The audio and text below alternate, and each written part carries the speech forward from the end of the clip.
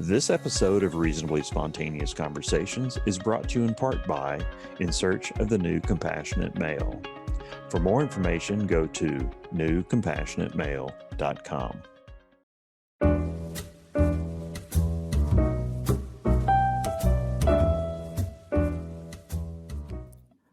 Well, good December 2021 afternoon to you, Billy Vera. Good to be here. Thanks for having me. It is, I'm going to want to go, I'm very much of I don't believe that you can take things out of context. And I don't want to take William Patrick McCord out of context. So tell me about this young boy who is in Hartsdale, New York, which is right above New York City, right? Or near New York City. Yeah. And tell me a little bit about that young man so that we can understand a little just who he was and is. Little Billy was a showbiz brat, of two parents that were in show business. Yeah. My dad was an announcer on NBC in New York for 30 some years. Wow. My mom was a singer who, when we came to New York, had reached 30 years old already. So she was kind of aged out of becoming a soloist in those days. Isn't that a ridiculous waste? Absolutely ridiculous. But she was a very practical woman from, small town northern Ohio, and so she decided to learn how to sight read music so that she could become a background singer and at least make a living doing what it was that she liked to do. Yeah. And she did so, and she got a job on the Perry Como show, and singing background on the show and also on Perry Como's hit records. So I was around it all my life. That was a big deal. Oh yeah, it was one of the top shows of the time. Now, I'm getting a little background. Are you getting an echo in yours, Renee? You're getting an echo. All right, you got it cleared. Good, thank you. All right. Anyway, we'll go ahead. I'm going to edit that and just get it down there. So, Billy, when you were a kid, were you influenced by that? Your journey into music and your journey into both singing and into writing and storytelling. That was young. That was at your teenage years. What was that? Well, when I was about, I guess 7 years old, my mom dragged me onto a radio show called Live Like a Millionaire. And she sang, and then they had me sing something. I sang, "I'll be down to get you in a taxi, honey," that song. Yeah. And in fact, it's on YouTube. You can find it. Little Billy in this voice, And so I won a Roadmaster bicycle, and I won RCA Victor record player, little 45 RPM record player. Oh, cool. Yeah, so that was my millionaire winnings, and so we won that day, and I guess that was my first public performance.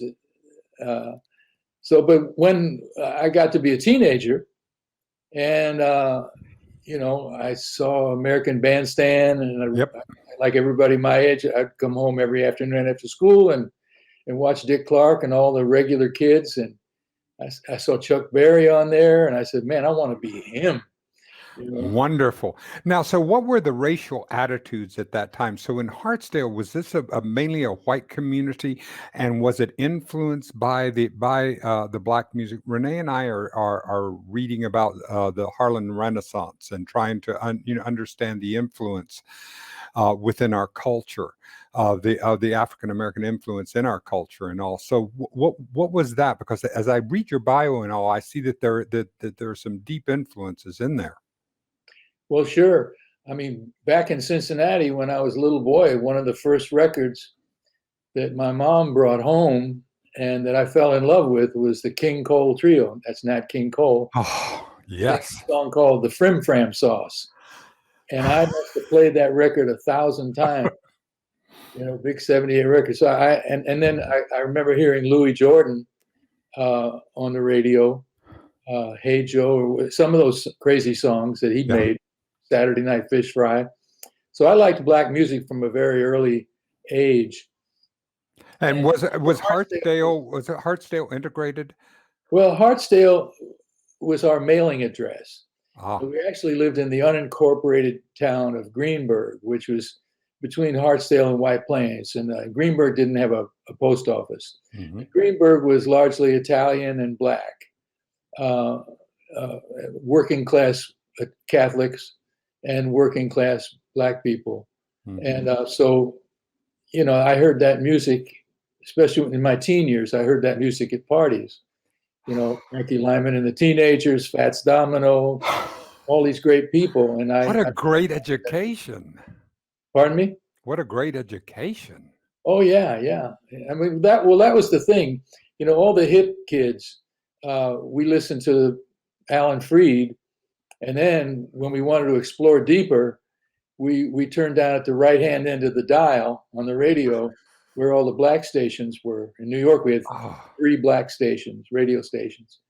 And we just religiously listened to that music. And then later, I got a job at a black record store owned by a fellow named Charlie Yates, who went by the name of Dr. Pill. And my job was to sell, black oriented records to black people. Yep. And so I would do that on Saturdays. And I learned how to do that from an Italian kid that lived in my neighborhood. He was a few years older than me, named Kevin Falcone. And he worked in a record store called Hunt's Music that was that catered to everybody. Yeah. He told me years later, I'm still friends with him, and he told me years later, he said that he saw something in me. He said, so he started playing me records that weren't on the radio, jazz, Horace Silver, or Latin, Joe Cuba Sextet, people like that, Thelonious Monk. And so that really influenced my music and made it, if what you hear in my music is different than your everyday rock and roll, it's because of Kevin and the education that he gave me in hipper music than just your regular dopey pop songs. And so the years you were a teenager from like 13 to 18, what were those years? Which years were they, so that we'll know that in history? Well, I graduated high school in 1962. 62. All right. So we're talking, just started to get little pieces into Vietnam. We've just had, where John Kennedy is president. Yes. And that's when you graduated. And so those are the years. This was before the British invasion, right? Absolutely. Yeah. It was the era of the twist. Okay. Peppermint Lounge, Joey D and the Starlighters. And we played the Peppermint Lounge, my little band and I. We played all the Times Square Mafia nightclubs. Which is, they owned all the clubs in Times Square. The Gambino family and the Genovese family. And in fact, when you mentioned John Kennedy, we were all, most of the hipper kids we were apolitical. Mm-hmm. We didn't really pay any attention to, but everybody of course knew who Kennedy was because he was of course guy. And we didn't know what the Kennedys really were, so we liked him, And so I was at a record store. I began collecting records at age 11, and to this day I have 2 bedrooms filled with old records. Oh. And so there was this one record store called Times Square Records. And I was down there one day in November of 1963 in the store. It was just me and Greasy Harold behind the counter. And all of a sudden the owner, Slim, comes in. And he says, hey, did you hear? The president just got shot in the head in Dallas. And I'm holding in my hands a Johnny Ace record. Now, Johnny Ace was the singer from Texas who made the song "Pledging My Love," he got killed with a bullet in the head backstage in Texas playing Russian roulette. So I dropped that Johnny Ace record and I went upstairs to the street. Now in New York, in Times Square, you had all these stores that had been there for 50 years, and they all had a big banner across the window, going out of business. Well, they've been going out of business for 35 years. But in the store, in the windows, they had TV sets. So I go up there and I see people standing around the store and watching the TV that was playing the footage, of Kennedy getting killed. And people were crying in the streets and screaming, and it was just bedlam, And a few weeks later, I'm in this one club that we were playing at on Mondays and Tuesdays called the Headliner, so named because it was next door to the New York Times. And there was it was just me and the bartender and a couple of mid-level mafia guys at the bar. And I seated about 5 chairs away from them, but they were drunk and loud, and I hear them. And one of them says to the other, he says, "Well, I guess our guys in New Orleans got that Irish bastard." I said, "What?" I'm like, "What?" The other one says, "Yeah, should have got his buck-toothed brother Bobby while he was at it." And that was my first clue that what they were telling us on TV was not accurate. Exactly. And that Bobby Kennedy was working against the mob. That was one of his big reasons as Attorney General. And absolutely. And the deal, you see, Joe Kennedy, the father, I found this out over the years because I got to meet a lot of, let's say, knowledgeable people. Knowledgeable. We'll call them knowledgeable. Yes. And I found out over the years that old Joe Kennedy had made a deal with Carlos Marcello, who was the head of the mob in New Orleans, hence the head of the mob pretty much everywhere, Sam Giancana of Chicago, and Santo Trafficante of Tampa, that they were the ones who conspired to kill John Kennedy. And that Oswald's father was a bookie for Carlos. You see, he worked for, so it was all connected. It's an extraordinary thing, and for you to have that and to be in that time. Have you watched the Marvelous Mrs. Maisel? Loved it. Does that? It seems to me to be a pastiche when I look at that and I go, well, that really, it gives a beautiful look of what that time is. The look, the look of the fashion, and that they seem to take real care. And it's right in New York. Can you see it? Is that has some sense of that? Yeah, absolutely. She was working in Greenwich Village at the comedy clubs down there. Whereas once I started going to the city, my first area where I worked was mainly the Times Square area. Yeah. But later, when I started making records, I had a little success writing songs. Mm-hmm. And then one song that we had that was a hit for Barbara Lewis was on Atlantic Records. The great, as you know, the great record label. It had Ray Charles. Huge. Are you kidding? I mean, this is Aretha Franklin. Yeah. So that was my entree to Atlantic. And we wrote a song that we thought would be good for a couple of Atlantic artists, male and female, as a duet. Mm-hmm. And so we went to see the big cheese up there at Atlantic, Jerry Wexler, legendary record producer. And so we played him the song. We had made a demo with some local girl and me. And he said, "Get rid of the girl and I'll record you on Atlantic Records." How did that feel? It felt great. I mean, it was a dream come true. All my favorite artists, the Drifters, the Coasters, Ray Charles, they were all on Atlantic. So here, now I go from having my name in little tiny letters underneath the song title to now my name's, up there on the label itself as the singer. But we had to find a girl. So I was friendly with Patti LaBelle and the Bluebells because we had played behind them a whole lot of times. And there was a girl in the group named Nona Hendricks. And I called her in Philadelphia. I said, hey, you want to make a record for me? You guys are already on Atlantic. Maybe we could. She said, I'd love to. So we went in and recorded the song. And then their manager got in on the act. He said, well, if Billy and Nona have a hit, she'll leave the group and blah, blah, blah. So now we had to audition more girls. And we went through about 20 singers. And each one. I'm so sorry for you. What an awful.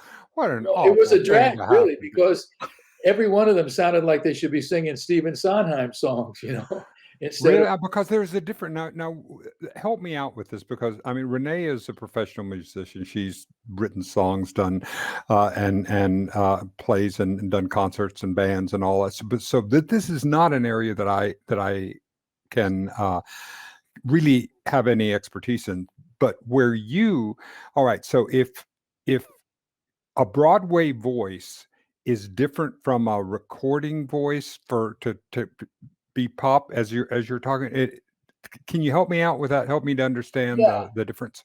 Well, the genre that we were writing in was what they called at the time soul music.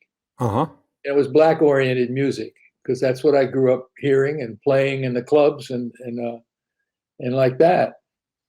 And so that was why Nona was so perfect, But these Broadway voices, they didn't have the feeling that was required for the song.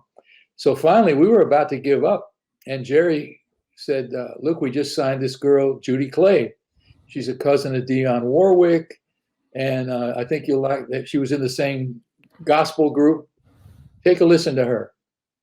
So in walks Judy to the office where I was a staff songwriter, and she was about 15 months pregnant, and she had a chip on her shoulder the size of Wyoming, but she sang great. So after she walked out of there, they said, "What do you think? You think you can handle that attitude?" I said, "Yeah, I got a sister like that. I can handle her." and Judy and I became really good friends until the day she passed away. God, that's wonderful. I mean, to be able to feel, in show business, we deal so much with our egos and the egos that we have to do. And you were talking about the manager who doesn't want to be able to have and to negotiate that from Tin Pan Alley, kind of, I guess the later iteration of that, being that songwriter, to be able to move to that must have been astonishing to be able to negotiate the business of show.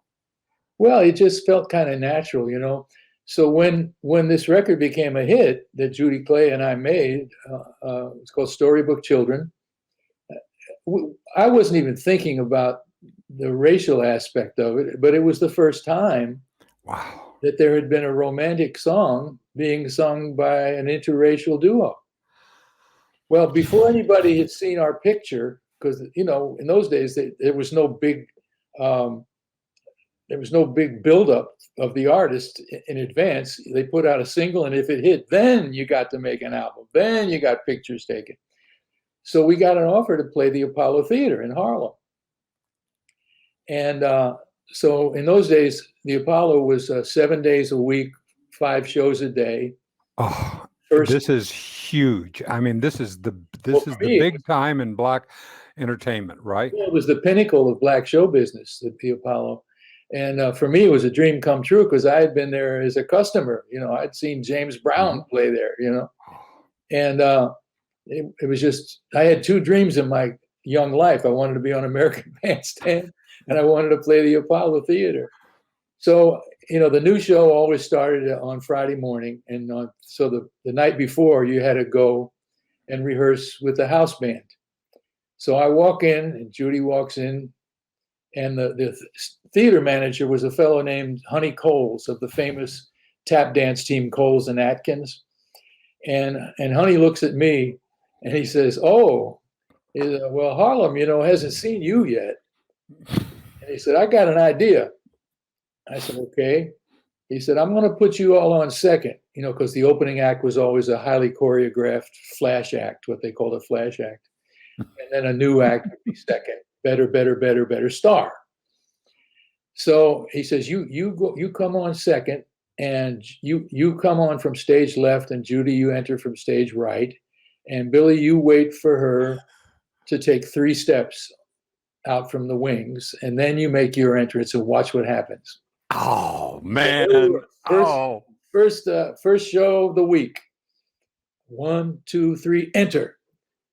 I hear 1,500 people gasp at the sight of me, and I can hear people out there. That's him. That's him, because they knew the record. That's who was it. And that little skinny white boy. That's him. And so we went over like gangbusters. We killed it. Now, bear in mind, this is 1 month after Martin Luther King was killed, and there was rioting going on across the river in Newark, New Jersey. Absolutely. The Newark riots were big. Cleveland was burning. Yeah, it was. Well, they were a little concerned that, that we might be offensive to some people. Yeah. But just the opposite happened. They loved us. And after the first show, Honey Coles comes up to our dressing room, and he says, can I curse here? Damn right. Is it okay? All right. So Honey Coles comes up to our dressing room, and he says, I'm going to change up the show. He said, I'm putting you all on before the star. He says, because nobody going to follow you two motherfuckers.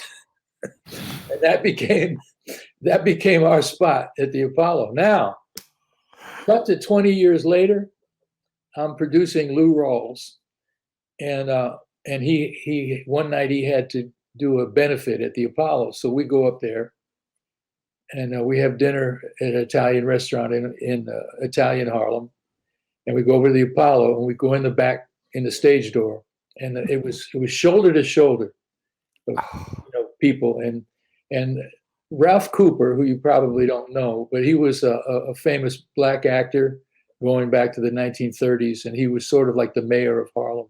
Mm-hmm. And he's talking to Lou, and he keeps looking over Lou's shoulder, and he's looking at me. Now, I don't look the same as I looked 20 years earlier. Back then I was skinny, I had hair on my head, and finally Coopy says, Billy Vera. He says, come here, boy. And I walk over, he throws his arms around me, and he says, welcome home, son. He said, this is your home. And never forget who you come from and where you come from. He said, I want everybody in this room to know what this man did for our people. And I said, your picture is in the lobby downstairs, and it will always be there. And I tell you something, man, I almost broke up in tears. How could you not? How could you not, Billy? Yeah. I want to ask you a couple of about 100,000 things, but I'm going to narrow them down to the top 3 or 4.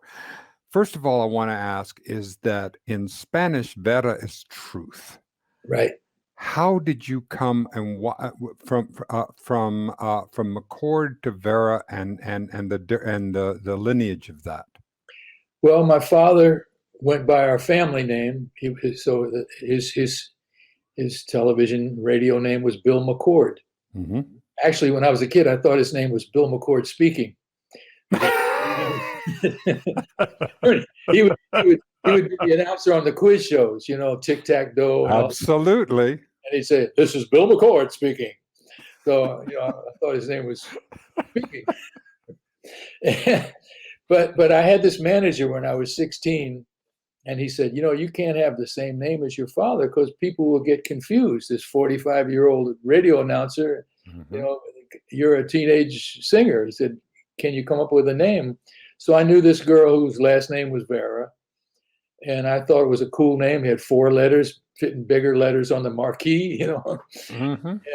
And so I stole her name, and it was simple as that. And then, of course, I knew, being from New York, I knew a little Spanish, and I knew that verdad, was true. So I figured that was good because I try to be truthful when I perform and when I sing. When you're you began writing music, and did you start from the poet's angle by writing the story, or writing the sound, or can you talk about your process, because you've been so prolific over your career, and I'm always interested in the creative process of the artist. Well, we had a nice piano in our house, my family house. And I would just bang on the piano until some a chord sequence came that I didn't recognize, because I valued, even at, excuse me, even at that age, I valued originality and uniqueness. And I didn't want to write songs that sounded like everything else. I mean, I could do that. I mean, that's the easy way out. But I wanted to write things that sounded different. So I'd bang on until the chords came, maybe a little melody came, and then the words would come to me too. And my general process is, I don't believe in autobiography in songs. I have a saying. I say autobiography is for amateurs. Professionals create. You know. And also, there's a certain degree of narcissism in autobiography that I didn't care to deal with. But so a lot of times I'll take something I read in a book, saw on a television show, or maybe a friend told me a story from their life, and I'd mix it all up in a gumbo, and it becomes a new work of fiction. Mm-hmm. And that's pretty much how I like to work. But even though you say that it's not autobiographical, there is still there are romantic themes. There is romance has in a lot of your work, so that has a strong strain of you. You know, I mean, we talk about the romance languages, and we talk about the all of the work that comes through, and then the passion that comes through the black music and all. So there's a lot of feeling and a lot of romance. Sure. Well, yeah, I mean, some people say every song is a love song of sorts. Of course, I write comedy songs as well. Oh, yeah. I got that from the great Lieber and Stoller and Chuck Berry, who wrote hilarious songs, So some of my songs, are that way too. But some of this, there are obviously a couple of songs that have more of my own life and my own romantic life in them as well. Sure.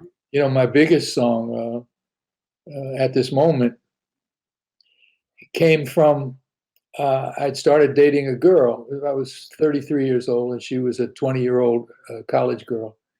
And she was telling me when we first started dating about breaking up with her previous boyfriend and how it crushed him, and how, he was just, heartbroken over her. And I started writing the song from what I perceived as his point of view. And I got about 2/3 of the way through the song, and I couldn't figure out how to finish it. So I put it in the piano bench until a year later when she broke up with me. And then I knew how the song ended. That last verse is, how I was feeling when I lost her. Wow, that touches me. That touches me deeply. You go out to Hollywood and LA and begin to do your work in television, do your work in acting, and again, please understand, I'm not attempting to cover everything, but I am attempting what I would love to get is help me to hear some stories that I wouldn't have heard from that time that means something to you. Can you help me with that? Because I am fascinated. Sure. Well, at that time, in the late 70s, I hadn't had a hit record in 9 years. My career, the music had changed pretty drastically. The culture had changed drastically. How did you deal with that? And were you listening to the change of the music and the culture as they went into the harder rock and the other? I mean, did that? I tried to, but it just didn't. I couldn't figure out how to fit in. Mm-hmm. I knew I didn't belong. I was what was called in those days a blue-eyed soul singer, for lack of a more flattering word, meaning a white guy who worked mostly in black show business. Mm-hmm. And and then the hippie thing came in, and I wasn't comfortable there. I couldn't be a disco singer. I couldn't be a sensitive singer songwriter. Just nothing worked. So I did mostly survival gigs. Got it. I took jobs playing guitar for stars, like the Shirelles or the Ronettes or people like that. Played oldie shows as a backup musician, and then I wrote a song for a friend of mine who was going to produce Nancy Sinatra, and I was at his house one day. He said, look, I got to record Nancy. See if you can start something for her, and I got to go pick up my wife at the beauty parlor, and we'll finish it when I get back. So I'm sitting there with his guitar. He wrote a piano, but he didn't have a piano. And I'm thinking, what the hell do I write for Nancy Sinatra, man? Her career's dead. Oh, wait, she has this famous father. I'm writing songs like, I love my daddy, but it really don't matter what my daddy might say. And so when he got back, I had already finished the song, and I played it for him. He loved it. He said, I'm going to play it for Nancy. And of course, she hated it. She didn't like the song. And he says, man, this is the number one song if I ever heard one. He says, you've got to do something with this song. So I was encouraged. And so my friend had a little country band up in Connecticut. And we got the girl singer from his band who was kind of lazy and didn't learn the song properly. And we recorded her. And everywhere we took it, love the song, hate the girl. Love the song, hate the girl. I'm at the last guy on my list. Love the song, hate the girl. But we're recording Dolly Parton next week. Give me the song for Dolly, and I'll guarantee it'll be the single. So I gave it to him, and it became a number one record, my first, for Dolly Parton, called I Really Got the Feeling. So in the interim, I get an offer to move to Los Angeles to write songs for Warner Brothers Music, a publishing company. Big. So I'm driving out to LA with everything I own in my car. And every 20 minutes, I'm hearing my song, Dolly Parton singing my song. I said, my God, I'm back in show business again, life is not over for me. I get out here and, I run into my old bass player, and he says, what are you doing on the weekend? I said, I don't know. I don't know anybody but you here, Well, why don't we start a band, man? We meet some girls, So we did. And he said, I give him all the credit. He said, you always loved Ray Charles's band. He said, why don't we get some horn players, make it a nice, larger band? I said, oh boy, that sounds cool. Well, yeah, we'll do that. And so he rounded up some real good musicians, and that's how we started Billy Vera The Beaters. And, why the Beaters? Well, that came about. We couldn't figure out what to name the band. So the drummer's girlfriend, Chucky's girlfriend had just dumped him. I didn't know anybody, and this other guy's wife had left him. So the drummer's girlfriend said, well, none of you guys have girlfriends, so why don't you just call yourself the Beaters? Ha, ha, ha. And so we thought that was funny, because we could say, well, we don't like our music, we'll beat it into you. I mean, it led to a lot of things. Ironically, and totally something I never even thought of when we were doing it, the first hit record we made was I Can Take Care of Myself. And it never occurred to me until some record reviewer happened to mention it. Excellent. Yeah. So then we go to Tokyo. The company sends us to Tokyo, where we win the gold prize in the Tokyo Music Festival, and we come back. Then the company goes out of business. In the States, anyway. They were a Japanese company. And so for the next 5 years, I got no record deal. And now I'm in my mid-30s, too old to be a rock and roll star. Well, we were playing the world famous Troubadour every Monday night at midnight. Now, the guy that mentored me in writing songs was a fellow named Chip Taylor. wrote Wild Thing, Angel of the Morning, great songwriter. Went to my high school. He's about 4 years older than me. And his brother was an actor named John Voight. So one night, John comes in with his acting coach. And after the show, he says, Billy, he says, man, you know, I haven't seen you in years, but he says, you do something on that stage that I've never seen a singer do. I said, what do you mean, John? He said, well, you know, singers get up there and they play at the audience. You know, they decide they're going to make you laugh. They're going to make you cry. They're going to make you horny. They're going to make you feel things. You don't do that. He said, you just allow things to come out of you, you know, the feelings, and then let your audience feel what they may. And he said, it's the first time I've ever seen any singer do that. He said, it's very unusual. He said, you'd make a great actor. I said, oh, John, I'm not good looking. I don't want to be an actor. He said, no, you must. You owe it to the world. You know, John could be very persuasive. So I go to the acting class. The guy was named David Proval, who you might remember from The Sopranos. Right. Yeah, David Proval, great teacher. So I go there, and the first time I said, oh my God, against my will I went. But I see these guys up on stage working out, you know, and I said, wow, this isn't bullshit. You know, this is something honest is going on stage. I said, let me see if I can learn how to do this, because it matched something I had been working on back home in New York on my own, which was, it occurred to me, I said, what if, you know, I know all the showbiz stuff. You know, I know how to perform. I know how to make people feel what I want them to feel, but it's not enough for me. I want more. What if I got to sing a funny song tonight and my best friend died this afternoon? Now, what is my obligation? This might be a little deep for your audience. I don't know. But No. Okay, thank you. I said, what is my obligation here? To be funny,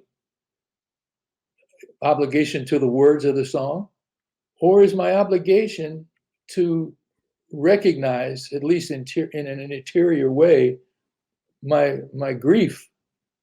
Or is there a way I can combine those things and make something even bigger than either of those other things? And so I was trying to figure out how to do that. Well, lo and behold, David Proval's class showed me how to do that. And I said, if I can learn how to do this, that'll put me head and shoulders above every other singer out in the world, you know? And so that's how I began to work, you know, on stage, you see, from then on. You know, I want to ask you about that because, Billy, I have a theory about this because when I look back at all the great singers that I have seen, you know, like a Sinatra or Perry Como or Dean Martin or any, they all can do comedy. And I was wondering about about musical timing and comedy timing, that those two have a relationship, and that if you can really deliver a song, that you're going to be able to do comedy. Do I have any? Does that resonate? You're dead on, man. I learned my comedy timing. Do you remember a group from rock and roll era called the Coasters? Yes. You know, Yakety Yak, Charlie Brown. Yes. I worked with them dozens of times, standing behind them, playing guitar. And I could, to this day, I could do most of their act. I could do it right here, but I won't. Wow. So God, I would love that. I learned my comic timing from the Coasters because they were the greatest comedy act in the whole rock and roll. And so I had that down, you know. But as David Proval said in class one day, he said, you know, comedy is serious business. Damn right. He said, you get out there, dude, and you don't play the comedy. You play the fact that you're living that, and no matter how absurd what you're delivering in your lines, you have to mean it. So you really are serious about it. That's what's funny, You see? Exactly. And that's we have, you know, Billy, I am going to ask you, and I'm don't mean to embarrass you on the screen, but if there is a possibility that we could continue to have more stories in the future and do another show where we get a chance to pick and choose some of the stories, and because your storytelling, I love the way that you shape a story from the beginning to the end, and that you develop it and you develop a storytelling. Was storytelling part of your family tradition? No, I learned that from songwriting. You know, again, Chip, he gave me a lot of songwriting advice. He said a song is like a short story. It must have a beginning, a middle, and an end. And I always remembered that. Another thing he told me was, he said, forget about being trendy. Forget about the latest thing. You know, he said any jerk can copy a song that's in the top 10 and write something that sounds like it and get a hit record and make money. He said, but there's art in that. You know, that's not even craft. That is craft rather than Exactly. art. He said, what you want to do, he says, you want to write songs that you can picture people singing 20 years from now. He said, that's where the longevity is, where you're really going to make your money. Yep. You're going to be remembered for. Well, you know, and one of the things that I love about you, and then because I'm just a couple of years younger than you are, so we're in the same cohort, and I am going for it at the same way you are. You're playing a gig this next Saturday, or when people ever see this will be, let's see, on the 18th, I believe. December 11th.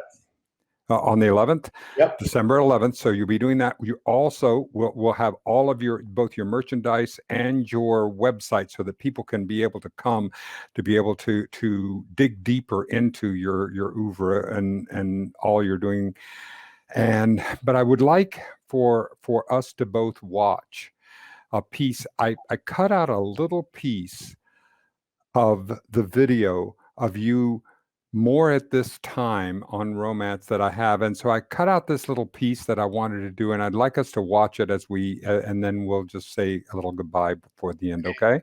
Can I say something to introduce the song? Please. Well, this was produced, it's a song called Hopeless Romantic. And it was produced by the great Jerry Wexler, the man that had signed me to Atlantic in the 60s. And he came back and we remained friends till the day he died.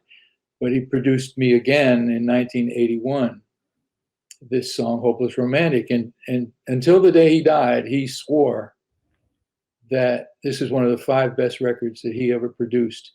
And that's records including Aretha Franklin, Bob Dylan, all these great records. But he was this was one of the 5 records that he was most proud of. So that'll tell you what Jerry Wexler thought of this record. All right, Renee, it's all yours. And hopeless romantics still can't find a way to make true love last these days.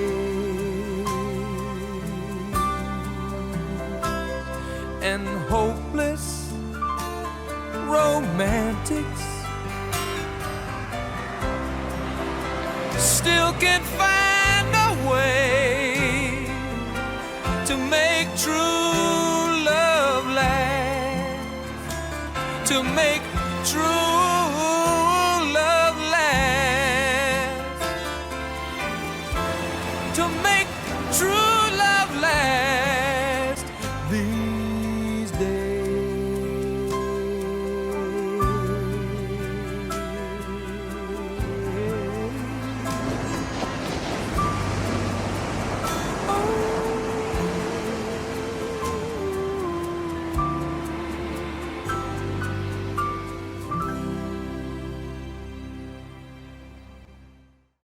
Thank you for the opportunity to spend a little of your time, and you're inspiring me to bring my authentic self to the table as I see you do each and every performance. Well, thank you for having me. It was a great pleasure to be here. All right. Thank you, everybody. And we will see you on Reasonably Spontaneous Conversation next time. This episode of Reasonably Spontaneous Conversations has been brought to you in part by In Search of the New Compassionate Male. For more information, go to newcompassionatemale.com.